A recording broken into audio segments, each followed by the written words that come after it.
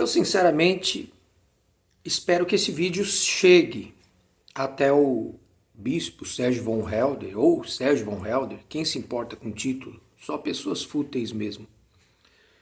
Porque é o seguinte, eu aprendi a fé com ele. A fé, eu digo, uma fé agressiva. A fé do bispo Sérgio von Helder era ímpar. Aquele homem, ele tinha uma fé, ele passava um espírito. Você saía da igreja sentindo um super-homem. Você saía da igreja, da reunião dele, você falou, eu vou acabar com o mundo, rapaz, eu vou... A fé all time high, lá em cima. E vocês sabem, ou deveriam saber, que nesses dias eu estou falando muito sobre Jó. Penso eu que é o próprio Deus, estou com café aqui porque está frio. Penso eu que é o próprio Deus que está querendo me ensinar. Porque Jó, ele era um homem íntegro. Não havia ninguém como ele. Ele era professor, sabia? Professor de que ele ensinava as pessoas os mandamentos de Deus.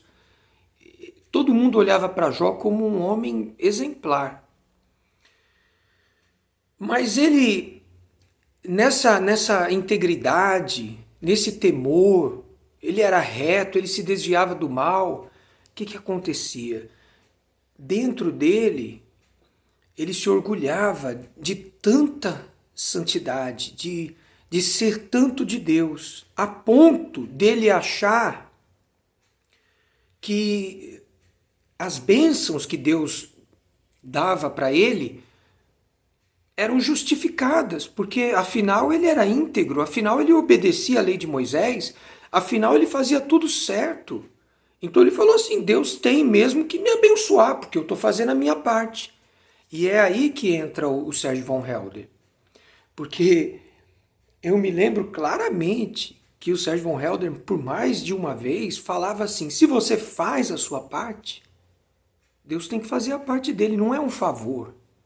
Ele sempre usava o exemplo, se você paga a sua luz, então por que cortaram a sua luz? Você tem o direito de pegar o recibo e esfregar na cara da pessoa, você tem que ligar minha luz agora, porque eu paguei.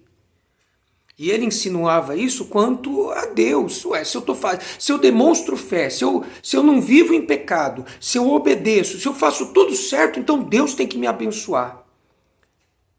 Só que não. Toda a bênção de Deus vem, nos alcança pela misericórdia dele. Nós jamais seremos dignos ou merecedores de sermos abençoados. Mesmo você fazer, mas eu tô fazendo, olha, já faz, tem gente que é assim, né? Olha, já faz meia hora que eu não minto. Cadê minha bênção? Tem gente que é assim, né? Mas eu tô falando daquelas pessoas que falam, eu tô fazendo tudo certinho, por que Deus não me abençoa?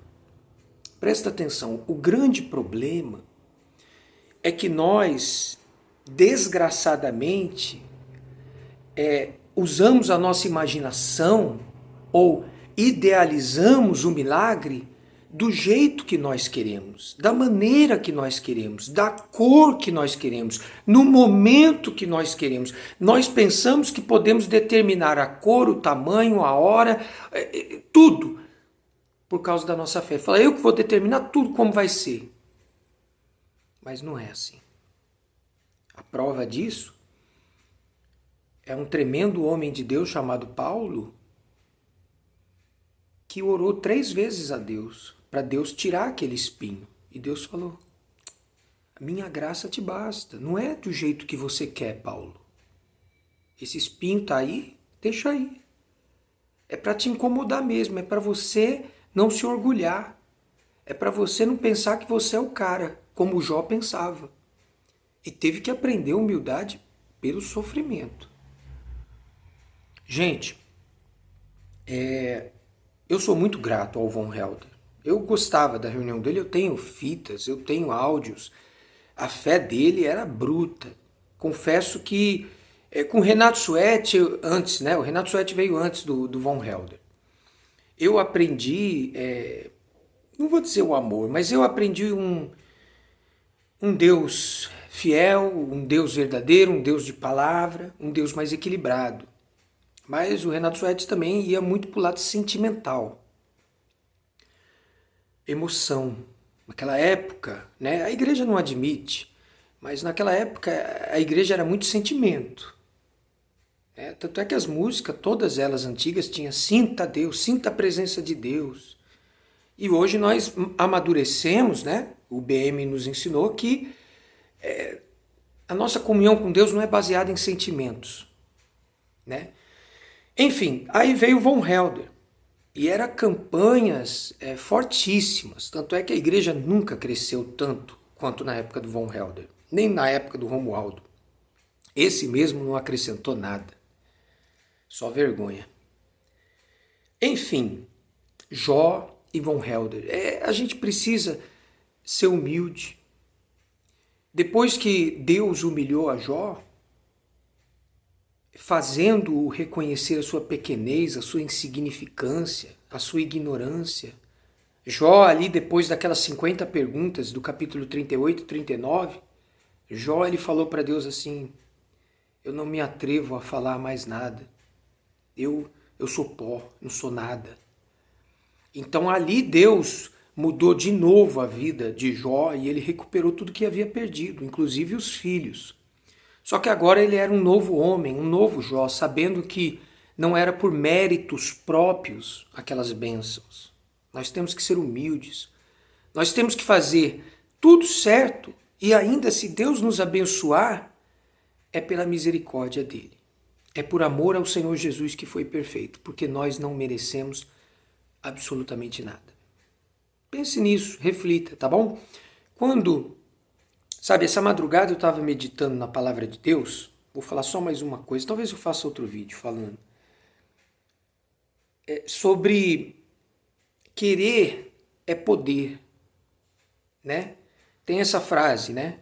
Querer é poder. No campo espiritual é verdade, no campo financeiro nem tanto, mas no espiritual porque quando a pessoa almeja, querer é almejar. Quando você anseia, quando você quer no campo espiritual, é poder, você alcança. Por quê? Porque Deus é misericordioso, Deus vê o seu empenho, acordar de madrugada, buscá-lo, se humilhar, ler a Bíblia, meditar, ficar em espírito. Você está parecendo aquela viúva que faz-me justiça, faz-me. Uma hora Deus vem e fala, não é porque você merece não, conforme já expliquei. Mas Deus vem e te abraça porque Ele vê que há uma vontade. Eu estou nessa fase. E eu sei que Ele vai me responder. Pense sobre isso, que eu espero que esse vídeo tenha te ajudado, até mesmo se chegar ao Von Helder, tomara que chegue. Tomara que a fé dele amadureceu. Eu não tenho nada contra ele, eu gosto dele, embora ultimamente, ou já faz algum tempo, ele criticava tudo da igreja.